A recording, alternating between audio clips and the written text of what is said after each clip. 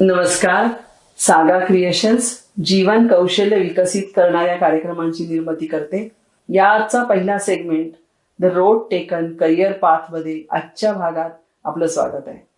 ही एक मुलाखतींची शृंखला आहे. यामध्ये आम्ही विविध क्षेत्रात कार्यरत असणाऱ्या आणि त्यांचा प्रवास करणाऱ्या तज्ज्ञांची आणि आपल्या मित्रमैत्रिणींची मुलाखत घेत असतो. आज आपल्या सोबत आहे रश्मी कदम. ती स्पोर्ट्स सायकोलॉजिस्ट आहे, एक नॅशनल प्लेयर आहे, त्याचबरोबर स्पोर्ट्समध्ये रिसर्च करत असते. स्पोर्ट्स सायकोलॉजीमध्ये तिचा रिसर्च सुरू आहे. या सगळ्याचा तिचा प्रवास आज आपण जाणून घेऊया. कारण आजच्या काळामध्ये एकूणच आजूबाजूचं वातावरण पाहिलं आणि आजूबाजूला घडणाऱ्या गोष्टी पाहिल्या तर स्पोर्ट्स सायकोलॉजिस्टची गरज खूप भासते. आपणच आपल्या आजूबाजूला पाहतो की विविध खेळांमध्ये, विविध देशांच्या विविध उपक्रमांमध्ये किंवा स्पर्धांमध्ये जेव्हा आपले खेळाडू जातात तेव्हा त्यांना या सगळ्याची किती गरज भासत असेल. या सगळ्यासाठी स्पोर्ट्स सायकोलॉजी फार महत्वाची आहे. याचा तिचा जो अभ्यास आहे आणि याचा तिचा जो प्रवास आहे तो आज आपण जाणून घेऊया. नमस्कार रश्मी. तुझा सागा क्रिएशन्स मध्ये स्वागत आहे. आज तू आजच्या या भागात आलीस. स्पोर्ट्स सायकोलॉजी हा शब्द मी खूप वेळेला ऐकलेला, तर त्या संदर्भात मला खरंच उत्सुकता आहे तुझ्याकडून जाणून घ्यायची. आपण पुढच्या सगळ्या आपल्या गप्पांमध्ये त्याविषयी जाणून घेऊच, पण मला असं वाटतं की आपण मुळात तुझं हे करिअर तू का निवडलंस आणि त्याची बॅकग्राऊंड काय आहे. कारण तुझं शिक्षण, तुझं करिअर आणि तुझं एकूणच आतापर्यंतचा जो प्रवास आहे तर त्या संदर्भात आपण थोडंसं सुरुवातीला जाणून घेऊया. तर तुझं करिअर आणि तुझी फॅमिली बॅकग्राऊंड ती पहिली. सागा क्रिएशन निर्मित the road taken career path ह्या सेगमेंटमध्ये मला बोलवण्याबद्दल तुमचे धन्यवाद. आता मी आहे असिस्टंट प्रोफेसर इन सायकोलॉजी आणि मी नॅशनल मेडलिस्ट आहे व्हॉलीबॉलमध्ये. तर मला हे सांगायला आवडेल माझी जर्नी कशी सुरू झाली. खरं तर माझ्या फॅमिलीमध्ये स्पोर्ट्स बॅकग्राऊंड आहे. माझे वडील आता रिटायर झाले, रिटायर्ड DYSP आहेत आणि ते व्हॉलीबॉल, बास्केटबॉल, हँडबॉल, हॉकी या सगळ्यामध्ये ते वरच्या नॅशनल खेळले, युनिव्हर्सिटीचा भाग होते. माझी आई देखील त्यामध्येच ऍथलेटिक्स प्लेअर होती. माझा धाकटा भाऊ सुद्धा टेबल टेनिस. सगळी फॅमिली घरामध्ये खेळाचंच सगळं एक स्पोर्टिंग एन्व्हायरमेंट आहे. त्यामुळे आय वॉज व्हेरी फॉर्च्युनेट की मला तेवढं एन्करेजमेंट माझ्या फॅमिलीकडनं मिळालं. खरं तर सुरुवात मी एक 7वी-8वीत असताना बाबांसोबत. तुझी शाळा कुठली? मी भारतीय विद्याभवन सुलोचना नातो विद्या मंदिर. ओके. पुण्यात. तर बाबा पोलीस टीमचे कोच होते आणि त्यांच्यासोबत दर इव्हनिंगला आणि शनिवार रविवारी सकाळी मी त्यांच्या सोबत जायची. फक्त बघायला. त्यावेळेस मी काही प्रोफेशनली खेळत नव्हती, पण एक बाबा घेऊन जायचे बघायला. बघून सुद्धा बऱ्याचसा ना आवड निर्माण होते. बरोबर. आणि त्यावेळेला मी हे पोलीसचे दादा म्हणायची मी त्यांना. हे सगळ्यांची प्रॅक्टिस चालू असायची आणि मी फक्त बघायची आणि मग बॉल बाजूला गेल्यावर आणून द्यायचं काम. म्हणजे एवढंच. हो. आणि मग हळूच ना मी त्यांचं बघून थोडंसं हे कसे सर्व्हिस करतात बरंचसं आपल्याला ऑब्झर्व करून सुद्धा गोष्टी लागतात. आणि दॅट इज वेअर थोडीफार माझी इंटरेस्ट तिथे तयार झाली. पण तरी मी बाबांना स्वतःहून सांगितलं नव्हतं आणि पेरेंट्सकडनं पण कधी असा फोर्स नव्हता की तुम्ही खेळायचंच किंवा तुम्ही हाच स्पोर्ट खेळायचा, असं कधीच नव्हतं. मग शाळेमध्ये ते इंटर हाऊस कॉम्पिटिशन असतात, त्यामध्ये एकदा मी भाग घेतलेला आणि मी अचानक सर्व्हिस केली. मग कोच वॉज व्हेरी अमेज्ड. म्हटलं अरे तुला कसं काय येतं हे? म्हटलं मी बघून शिकली. ते म्हटले कुठे? मी सांगितलं मी पोलीस ग्राउंडला जायची. मग त्यांना ते माझ्या बाबांना ओळखत होते because belonging to the same field. मग ते म्हटले आता कंपल्सरी उद्यापासून प्रॅक्टिसला यायचं. आणि that is how I was introduce to my sport. So volleyball. तर बाबांना बघून मी म्हणेन माझा इंटरेस्ट डेव्हलप झाला. आणि पण आई बाबांचा कधीही असा फोर्स नव्हता मला की हाच स्पोर्ट खेळायचा आणि खेळायचं. So it was a self choice. Okay. आणि मग तू शाळेत असताना हे खेळायला सुरुवात केली? येस. आणि कॉलेजमध्ये मग ते कंटिन्यू केलं? हो. मी 10वीत असताना खेळली. कॉलेजमध्ये फर्ग्युसन कॉलेजमध्ये असताना. आणि 10वीत सुद्धा पूर्ण वेळ खेळलीस? येस. 10वीचं हे नाही घेतलं? अजिबात नाही. आणि तुला किती टक्के मार्क होते? मला 85 होते. आणि खेळून सुद्धा बेस्ट ऑफ 5 नसताना. Okay good. आणि मग त्यानंतर 11वी-12वीला 11वीला मी आर्ट्स घेतलं. ओके. बिकॉज तू डेलिबरेटली घेतलंस? हो, मी डेलिबरेटली का? घेतलं कारण मला सायकोलॉजी घ्यायचं होतं. ओके, म्हणजे तो चॉईस तुझा तिथेच ठरला हो होता? हो, तेव्हाच मी ठरवलेलं. तुला चॉईस सायकोलॉजी मध्येच जे काही माझं करिअर असेल ते. मला जाणवलं की ह्या फील्डची गरज आहे बरं. खेळामध्ये. तेव्हाच वाटत होतं तुला? तेव्हाच वाटायचं कारण Good. एक मे बी म्हणता येईल फॅमिली एन्करेजमेंट आणि तो Yes. एक एन्व्हायरमेंट असला, तो एक ओपननेस असला, तेव्हा तुम्हाला गोष्टी जाणवतात. बरोबर. आणि फ्रॉम माय पर्सनल एक्सपिरियन्स मी असं म्हणेल की कुठल्याही परफॉर्मन्स मध्ये ना, खेळामध्ये 3 महत्वाच्या गोष्टी असतात. पहिलं म्हणजे आपण म्हणूयात एक फिजिकल फॅक्टर, ज्याच्यामध्ये तुम्ही किती फिट आहात, तुमचा मसल मास किती आहे, उंची किती आहे, ठीक आहे, डाएट कसा आहे तुमचा, एकूण फिजिक कसं आहे. दुसरं म्हणजे टेक्निकल, ज्यामध्ये सर्व्हिस कशी करायची, किती बॉल टॉस करायचा, बॅकहँड शॉट कसा मारायचा. या दोन्ही गोष्टींमध्ये एक्सपर्ट बट ऑब्वियस कोच असणार आहे त्या रिस्पेक्टिव्ह गेमचा. आणि एक तिसरा एक फॅक्टर असतो जो बऱ्याच ज्याच्याकडे आपलं दुर्लक्ष होतं, तो आहे मेंटल ऍस्पेक्ट किंवा त्यालाच आपण म्हणतो psychological aspect. Okay. Are you prepared? Yes, कारण जे पहिले 2 ऍस्पेक्ट आहे त्यांच्यामध्ये जास्त बदल जाणवणार नाही. बरोबर. म्हणजे तुमचं फिजिक तसंच राहतं, म्हणजे काय मॅचच्या 1-2 दिवस आधी काही विशेष बदलणार नाही. टेक्निक पण सेमच, तुम्ही शिकला असेल तर ते गोष्टी तुम्हाला इम्प्लिमेंट करता येतात. पण हा जो मेंटल ऍस्पेक्ट आहे, त्यावेळेस खेळाडूंच्या मनात काय चालू असतं, काय थॉट प्रोसेसेस आहे, कसे विचार करत असतात, तो प्रचंड डायनामिक आहे.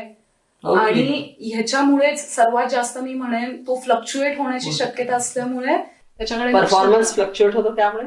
हो, येस ऑफकोर्स. आणि म्हणजे आपण आज काही नाव घेऊया नको, पण स्ट्रेस लेव्हलमुळे काही गोष्टी, शरीराच्या काही गोष्टींवर परिणाम होतो. डेफिनेटली. ओके. शरीराच्या वजन माप, मोज, उंची. खरंय, स्ट्रेसमुळे तर आजार सुद्धा येतात.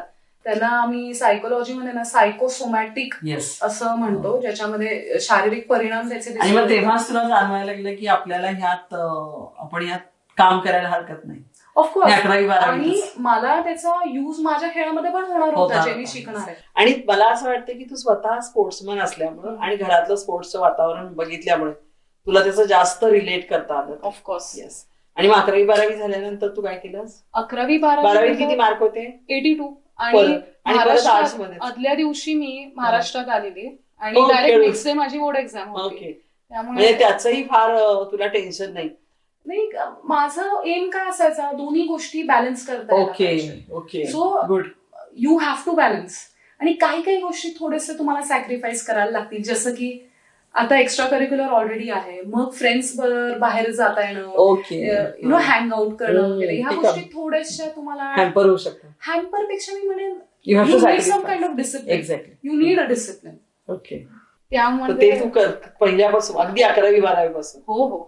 त्यामुळे 6 वाजता आमची प्रॅक्टिस असायची. मी डेक्कन जिमखानाला प्रॅक्टिस करायची. तर तेही एका इंटरनॅशनल कोचच्या under, like once I was done with my school, 11वी पासून मी इंटरनॅशनल कोच कडे गेली. त्यामुळे देवीदास जाधव सर, त्यांनी अनेक वर्ष इंडियन टीमला सुद्धा कोचिंग केलं. सो म्हणजे त्यांच्याकडे हो. So he is my guru, he is my coach. Yes. 6ला आम्ही प्रॅक्टिस करायचो. किटमध्येच आम्ही कॉलेज अटेंड करायचो, वरनं जॅकेट वगैरे घालून डबा घेऊन जायचो. सगळे लेक्चर्स अटेंड करून मग दुपारी वगैरे घरी जायचो. त्यानंतर पुन्हा संध्याकाळी प्रॅक्टिस. म्हणजे हे तू ग्रॅज्युएशन पर्यंत सगळं केलंस? येस. आणि त्या दरम्यान किती मॅचेस आणि कसं झाला खेळ तुझा? त्याचं काय हे होतं, फ्रिक्वेन्सी किंवा मॅच कशा होत्या? आता मी तर लहानपणापासूनच सगळेच एज कॅटेगरी खेळायची. बिकॉज आता मला मिळायचा चान्स, तर माझ्या एज ग्रुपमध्ये मी बसायची, त्याच्या वरच्या एज ग्रुपमध्ये खेळायची, वुमन्स किंवा ओपन कॅटेगरी खेळायची. त्यामुळे मी ऑलमोस्ट वर्षभर तसं म्हणजे आमचे टुर्नामेंट्स ऍक्टिव्हली चालूच असायचे. कारण डिस्ट्रिक्ट झाले, मग झोन्स, मग पुन्हा स्टेट, नॅशनल्स पुन्हा मग त्याचे. त्यामुळे कॉन्स्टंट. मला हे सांग ना की तू कोणते नॅशनल्स खेळली किंवा किती साधारण, त्याचं थोडंसं. टोटल मी ना 16 नॅशनल्स खेळली आहे. आणि सिनियर नॅशनल्सला मला ब्रॉन्झ मेडल सुद्धा आहे. ऑल इंडिया युनिव्हर्सिटी गेम्स खेळली आहे, वेस्ट झोन युनिव्हर्सिटी गेम्स खेळली आहे, कॅप्टनशिप केली आहे आपल्या नॅशनल टीमची, महाराष्ट्राची पण केली आहे, युनिव्हर्सिटीची देखील केली आहे.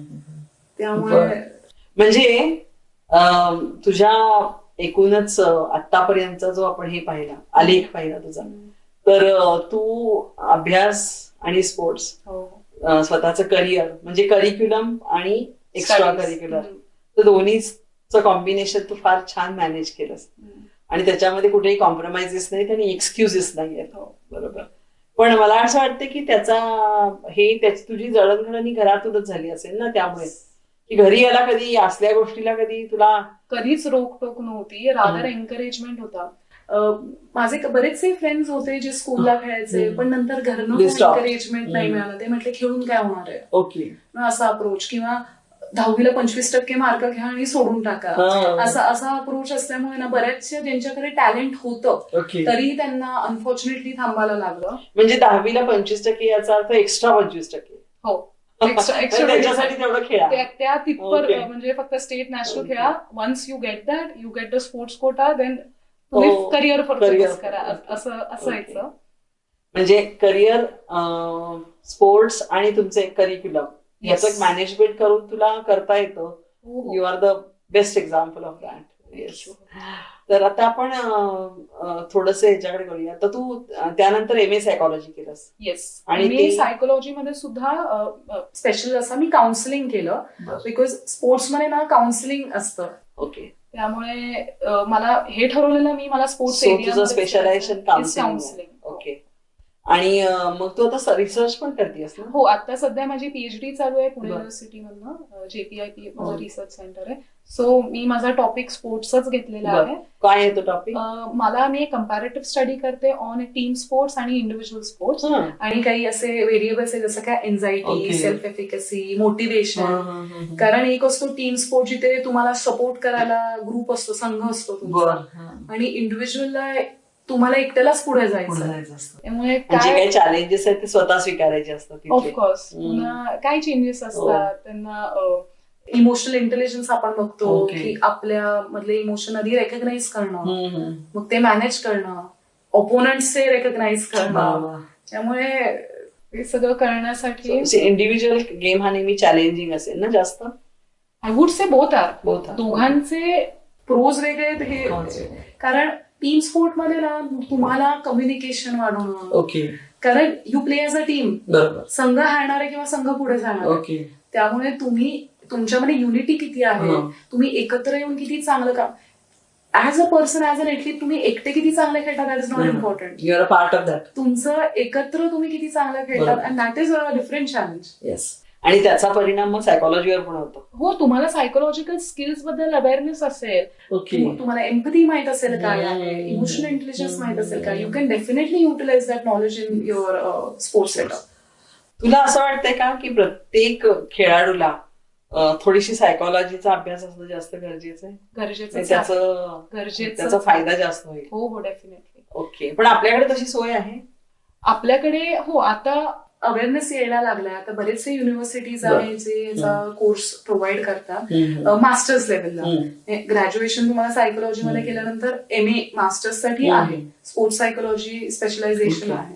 नाही तो पण. आणि माझं काय म्हणणं आहे की खेळाडूंना स्पेशल एक काउन्सिलिंग अगोदर, मॅचच्या अगोदर किंवा ड्युरिंग देअर ट्रेनिंग ऑल्सो, तर असं काही असू शकतं? हो, इनफॅक्ट मी तर म्हणेन जसं तुम्ही फिजिकल आणि टेक्निकल प्रॅक्टिस जसं वर्षानुवर्ष करतात ना, तसंच तुम्ही मेंटल ट्रेनिंग सुद्धा केली पाहिजे. म्हणजे it is not a magic wand की बाबा एक दिवस आधी मी गेली काउन्सिलरकडे आणि झालं, असं अजिबात नसतं. तुम्हाला इट्स अ ग्रॅज्युअल प्रोसेस, आणि it should have a preventive approach rather than a curative one. की बाबा आपली मेंटल स्टेट स्टेबल राहण्यासाठी तुम्ही स्वतःला एम्पॉवर कसं करू शकता, त्यासाठी तुम्ही आधीपासून ट्रेनिंग घेणं गरजेचं आहे. थोडा स्टिग्मा असोसिएटेड असतो.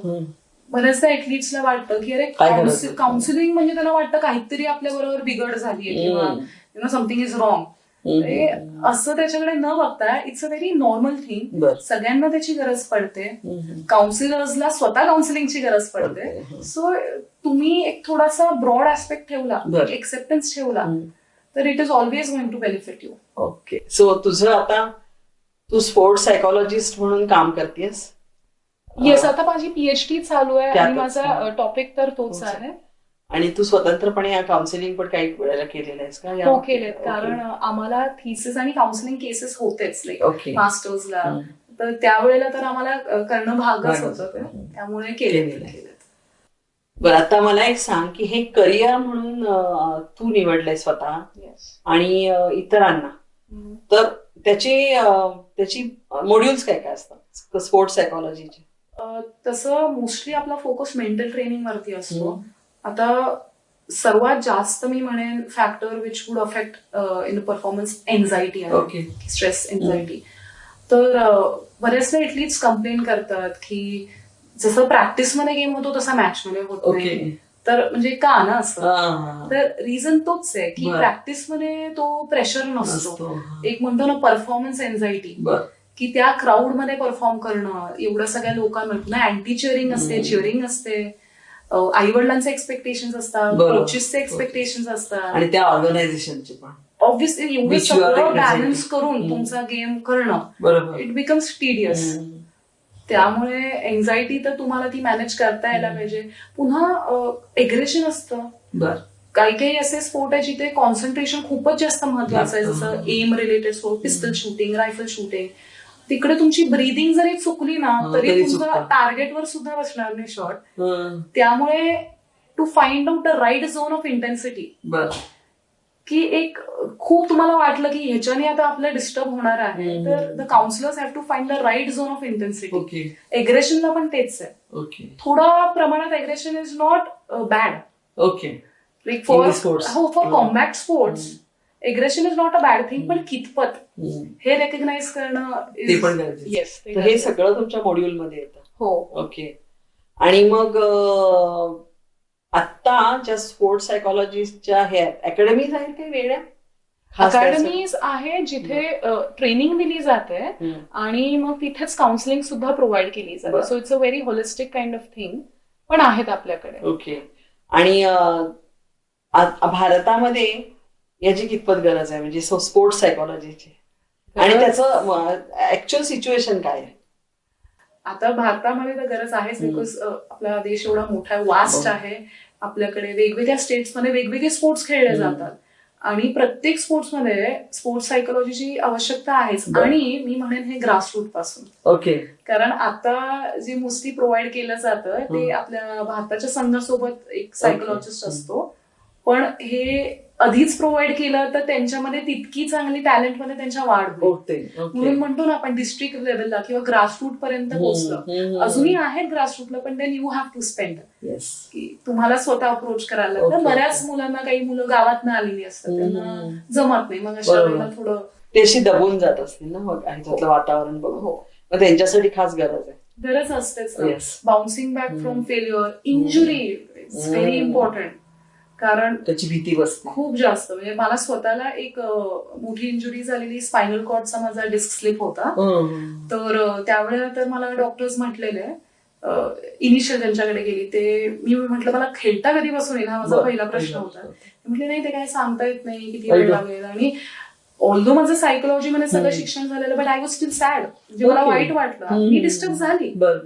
पण त्यानंतर त्यातनं मी बाहेर पडली, मी पुन्हा फिजिओ केलं आणि मग पुन्हा गेम रेडी झाली. पण that phase it is physically as well as mentally training.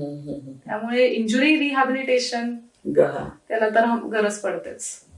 म्हणूनच म्हटलं की भारतामध्ये याची फार गरज आहे या करिअरची.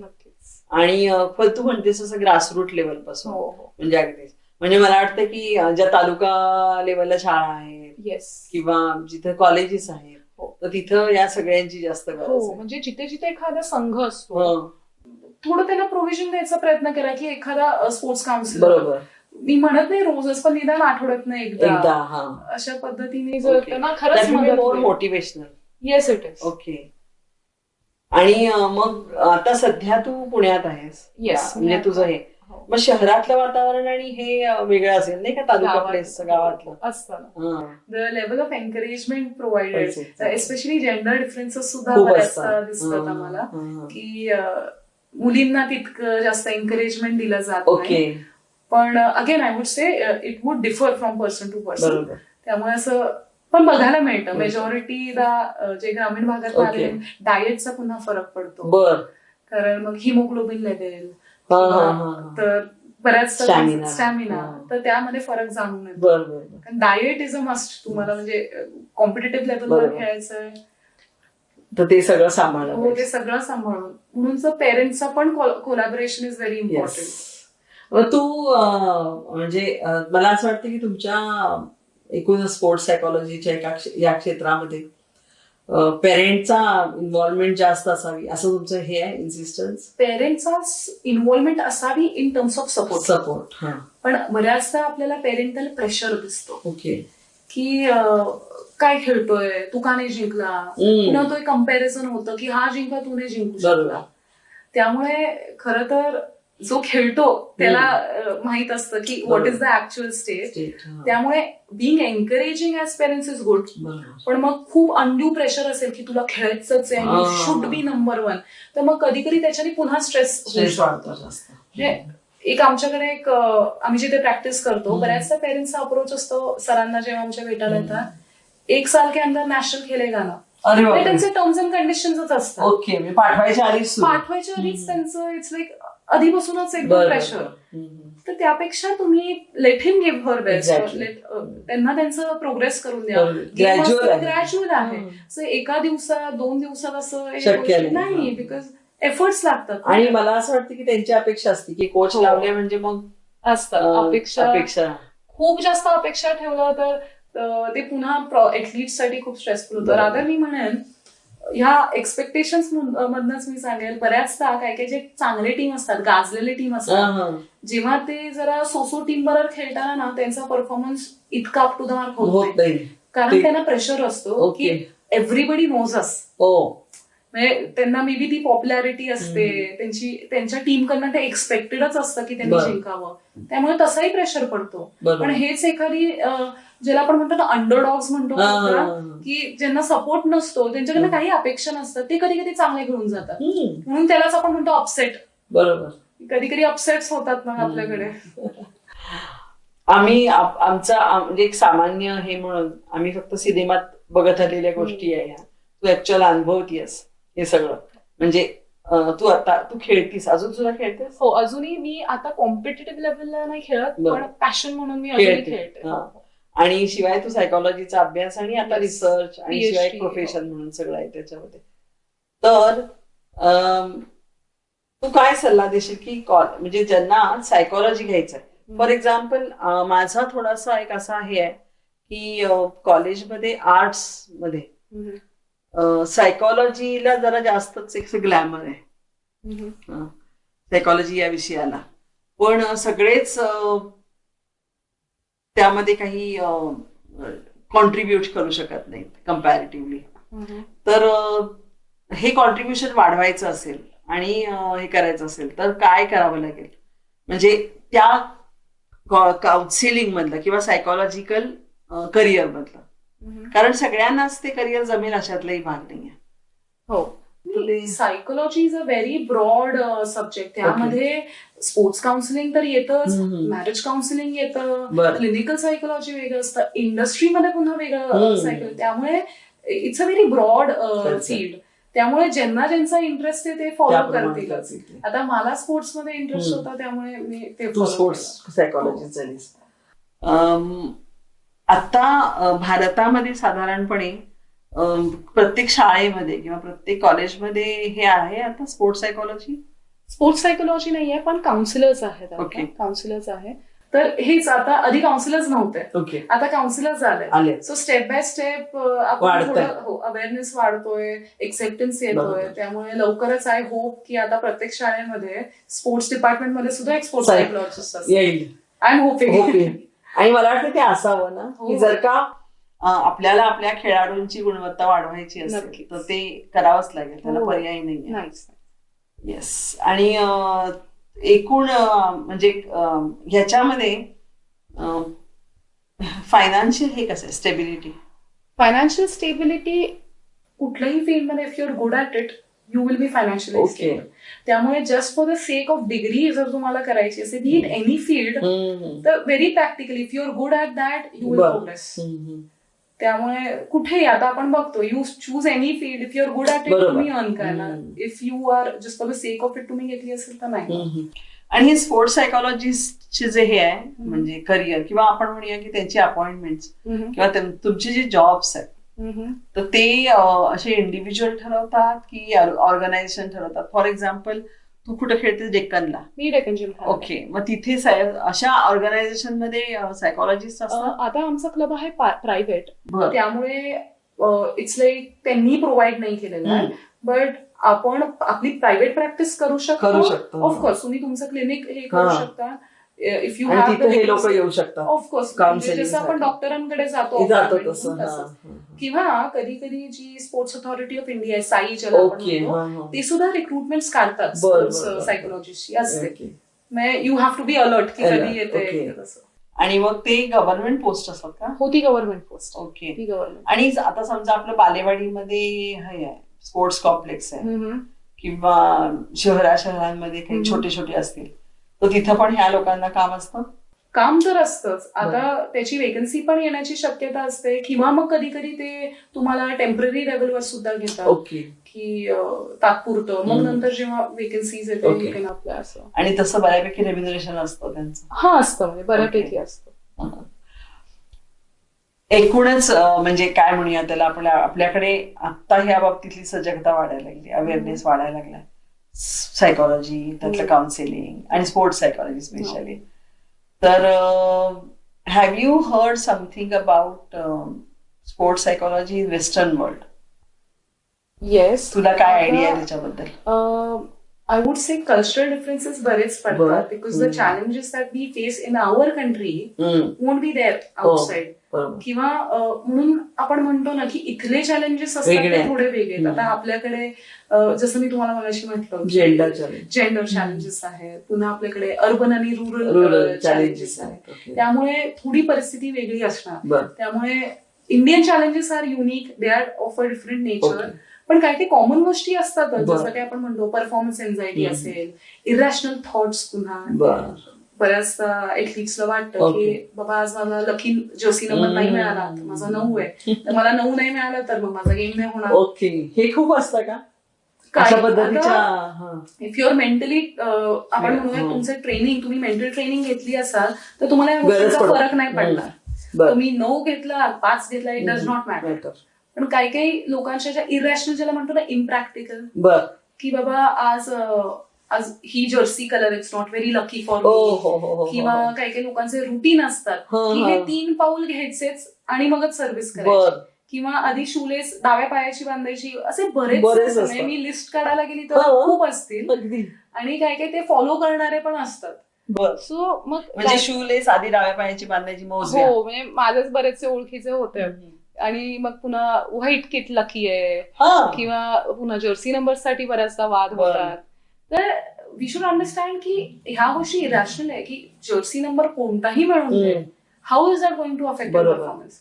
त्यामुळे as a counsellor first you have to identify if there are any irrational thought, आणि आपला एम काय असतो, to replace those irrational thoughts with rational thoughts. So irrational thoughts असतात, एन्झायटी असते, पुन्हा इंजुरी रिहॅबिलिटेशन असतं, कॉन्सन्ट्रेशन साठी बऱ्याचदा आपण रिलॅक्सेशन टेक्निक्स वापरतो, प्रोग्रेसिव्ह मसल रिलॅक्सेशन. हे कॉन्सन्ट्रेशन म्हणजे ह्याच्यामध्ये येतं ना शूटिंग सारख्या स्पोर्ट्स? खरं तर कॉन्सन्ट्रेशन सगळ्या स्पोर्ट्स मध्ये येतं, पण काही काही गेम्स साठी खूप जास्त like to be honest aim related game आहे तिथे तर तुम्हाला तुमची ब्रीदिंग टेक्निक, कॉन्सन्ट्रेशन तिथे असणारच आहे इम्पॉर्टंट. पण सगळ्याच गेमला, आता व्हॉलीबॉलला सुद्धा if you are not focused, reaction time खूप कमी असतो त्यासाठी. You have fraction of a second to decide what to do. त्यामुळे you need to be focused. खरं तर इंटरेस्टिंग आहे खूप. हो, इंटरेस्टिंग. हो, भारतामध्ये मला तेच परत तुला विचारायचंय की आता समजा आपल्याला ह्याच्यामध्ये जास्त करिअर करायचंय किंवा अभ्यास करायचाय, तर भारतामध्ये नक्की स्कोप आहे? हो आहे, कारण आपलं एवढं मोठं देश आहे. आता ऑलिम्पिक्स मध्ये एवढे आपले ऍथलीट्स होत आहेत. सो ह्या सगळ्यांना आता ते ऑलिम्पिक्स पर्यंत पोहोचले कारण ते सुरुवातीपासून त्यांनी सुरू केलेलं. सो मे बी आपण आता ग्रासरूट पासून ते तयार केलं तर there will so many talented athletes that will develop, our country will develop. मला असं वाटतं की ते पालकांनी पण आता थोडं लक्षात घ्यावं की आपल्या मुलांना जर का- कोलॅबोरेशन पाहिजे. पुन्हा त्याच्यावरच मला लक्षात आलं बऱ्याचदा कोचेस आणि सायकोलॉजिस्ट मध्ये सुद्धा वाद होऊ शकतो. बर. थोडे ego clashes. Again I was fortunate की our coach was not like that. पण कधी कधी कोचेसला वाटू शकतं की अरे मी 10 वर्ष 20 वर्ष या फील्डमध्ये असा कसा तिसरा माणूस येऊन सांगू शकतो माझ्या प्लेअरला कसं खेळायचं. But it's very important to understand की there are some of his expertise area.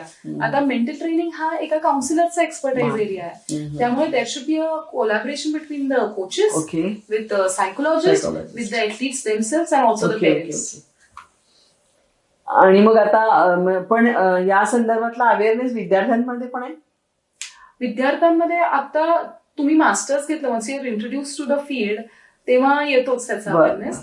पण जसं की शाळेत मुलं जनरली गेम स्टार्ट करावं मी म्हणेन. कारण मी तरी लेट जॉईन केलं. आजकाल मुलं आपण वेगवेगळ्या देशांचे बघतो पहिली दुसरी पासून म्हणजे एकदम छोटे छोटे असतात तेव्हापासून त्यांना गेम्समध्ये ते आणि पर्टिक्युलर गेम मध्ये म्हणजे असंही नाही की ते म्हणतात की आधी कोणताही गेम जॉईन कर. तो finding out the area of interest for your child right since a young age आणि मग तशा पद्धतीची त्याला प्रॉपर ट्रेनिंग देणं अलॉंग विथ मेंटल ट्रेनिंग. आता मग या म्हणजे आपल्याकडे भारतामध्ये मला असं मी तुला ते मगाशी अकॅडमीज विचारल्या जशा स्पोर्ट्स अकॅडमीज आहेत तशा सायकोलॉजीच्या अकॅडमीज आहेत वेगळ्या अशा काहीतरी सायकोलॉजीचे इन्स्टिट्यूट्स आहेत. तर तिकडे मग स्पेसिफिक काउन्सिलिंग हे दिलं जातं. मग आता कुणाचं एक्सपर्टाईज असेल मॅरिटल काउन्सिलिंग मध्ये, कुणाचं एक्सपर्टाईज असेल स्पोर्ट्स काउन्सिलिंग मध्ये. तर त्या म्हणजे you have to find out की तो जो व्यक्ती आहे तो कशाचा एक्सपर्ट आहे त्यानुसार then you have to approach. मला आता तुझ्या बोलण्यातून हेच जाणवतं की जेव्हा पालक असा इन्सिस्ट करतायत की माझा मुलगा किंवा मुलगी नॅशनल्स मध्येच खेळलं पाहिजे ह्याच्यातच, तर त्याच्याबरोबर हाही अवेअरनेस त्यांच्यामध्ये आला पाहिजे की स्पोर्ट्स किंवा सायकोलॉजिस्टची मदत घेणं आणि आपल्या मुलाला किंवा मुलीला त्याप्रमाणे ग्रूम करणं हे जास्त गरजेचं आहे. म्हणून तर इट्स लाईक बऱ्याचदा ना एक इमेज मॅनेजमेंट हा कधीतरी इश्यू होऊ शकतो. कधीतरी काय काय एथलीट्सला वाटतं की अरे मी एवढं गाजलेलं athlete I am so cool, I don't need any counselling. तर त्यामुळे हे again this is also an irrational thought. तर हा स्टिग्मा किंवा हा असा विचार हा बदलून ते थोडंसं नॉर्मलाइज करून जर हे सगळ्यांना उपलब्ध झालं राईट सिन्स बिगिनिंग तर मग त्याचा बेनिफिट डेफिनेटली होणार. आज आपण आता खरं तर ही एक इंट्रोडक्शन आहे सायकोलॉजीची आणि याच्यामध्ये भारतामध्ये मला वाटतं जास्त गरज आहे स्पोर्ट्स सायकोलॉजी किंवा विशिष्ट काय म्हणूया त्याला वेगवेगळ्या प्रकारच्या सायकोलॉजी थेरपिस्टची. म्हणजे स्पोर्ट्स आहे किंवा क्लिनिकल आहे तुमचं इंडस्ट्री आहे या सगळ्याची. आणि आता अर्बनायझेशन मध्ये ह्या सगळ्याची जास्तीत जास्त चलती आहे किंवा याचा अवेअरनेस थोडा वाढलाय. हो डेफिनेटली वाढलाय. अवेअरनेस वाढतोय दिवसेंदिवस. म्हणून तर आता आपल्याकडे आता आम्ही स्कूलमध्ये असताना आम्हाला काउन्सिलर्स नव्हते पण आता सगळ्या स्कूल्समध्ये आहेत. तर आता आम्हाला त्यावेळेला स्पोर्ट्स काउन्सिलिंग असं नव्हतं पण आता सगळीकडे अवेलेबल आहे. Least in the cities available आहे.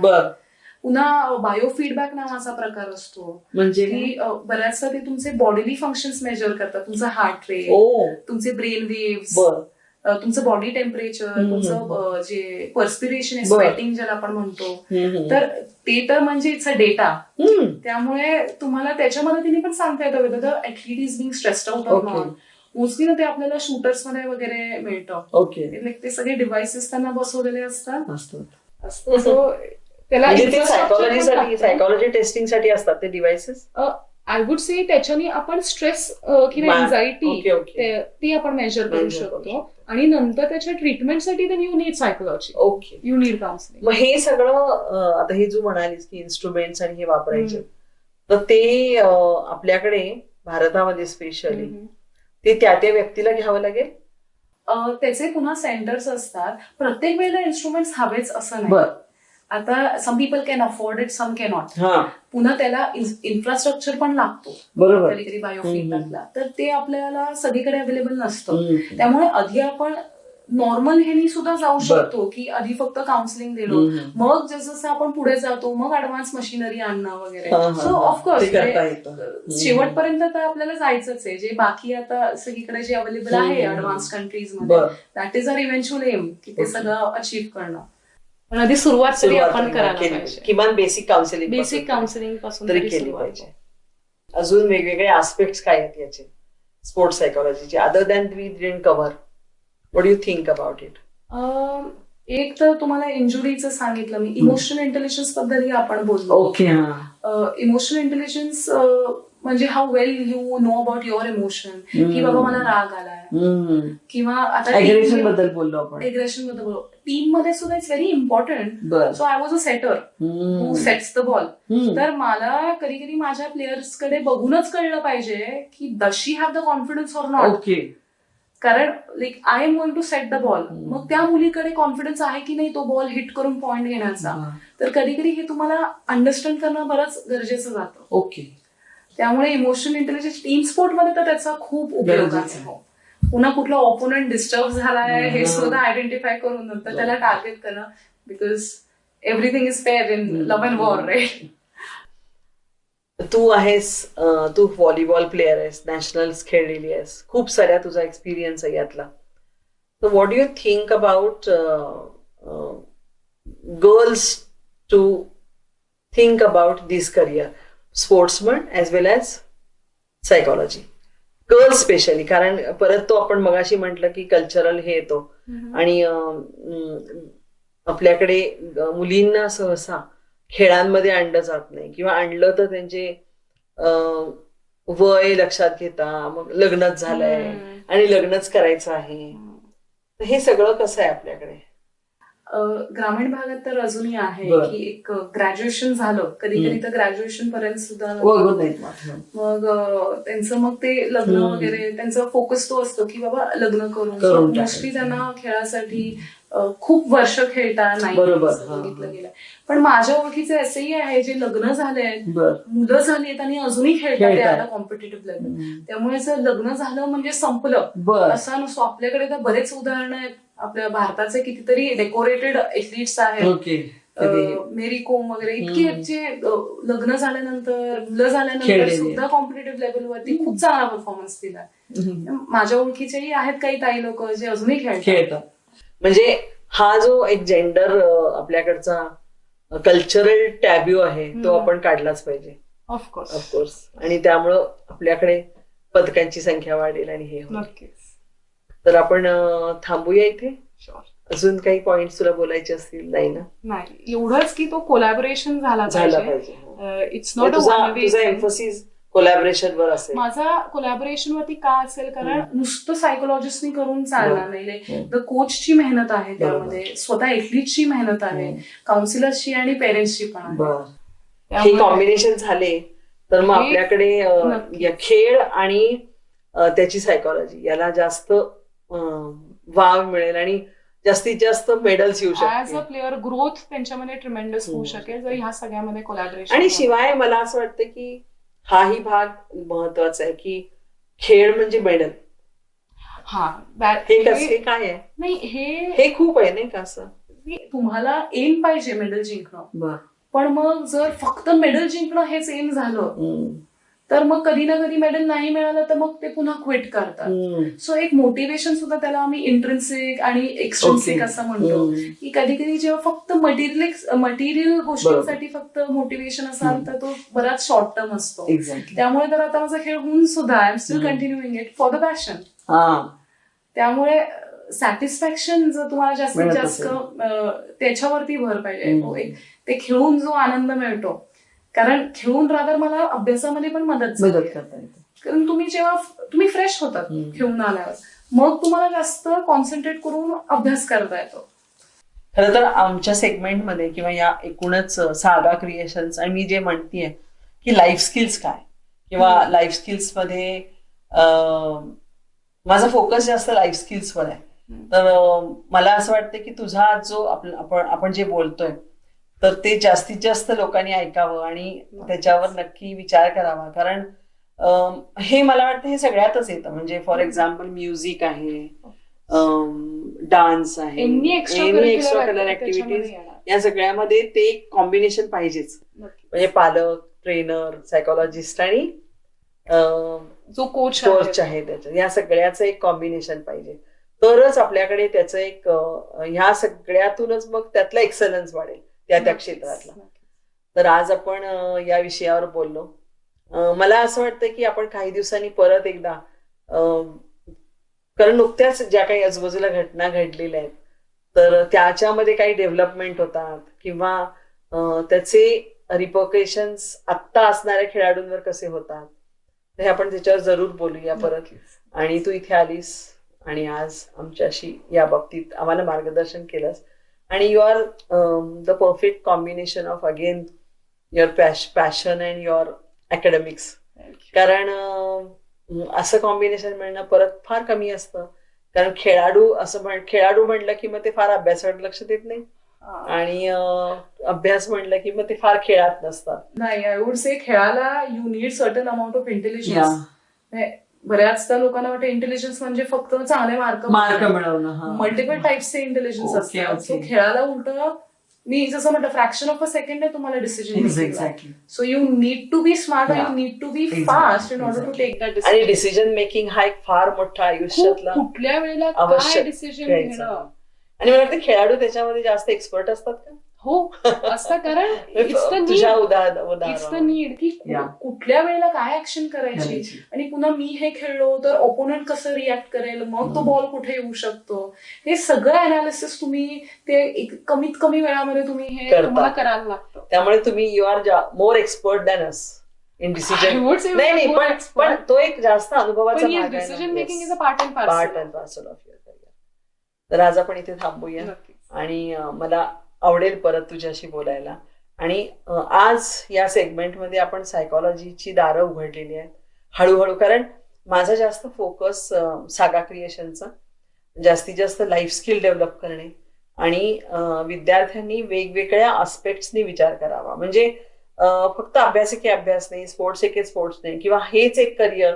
पण ते करिअर निवडायचं असेल तर तो करिअर निवडीचा मार्ग काय, तर त्यातला हा जो आपण मुद्दा बोललो डिसिजन मेकिंग, तर परत एकदा आपण भेटूया. नक्की. तर तू इथे आलीस आणि आज आपण या विषयावर बोललो.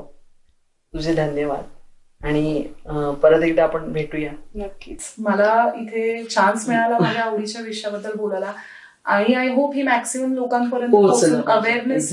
So thank you for calling me here today.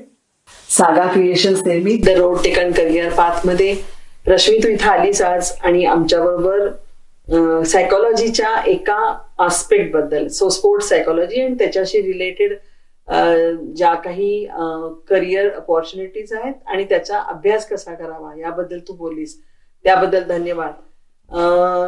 मला असं वाटतं की आपण काही सेगमेंट्स अजून करूया की त्यातले वेगवेगळे आस्पेक्ट्स काय आहेत आणि सायकोलॉजीची गरज जास्तीत जास्त कशी आहे ह्याचा आपण जरूर परत एकदा विचार करू.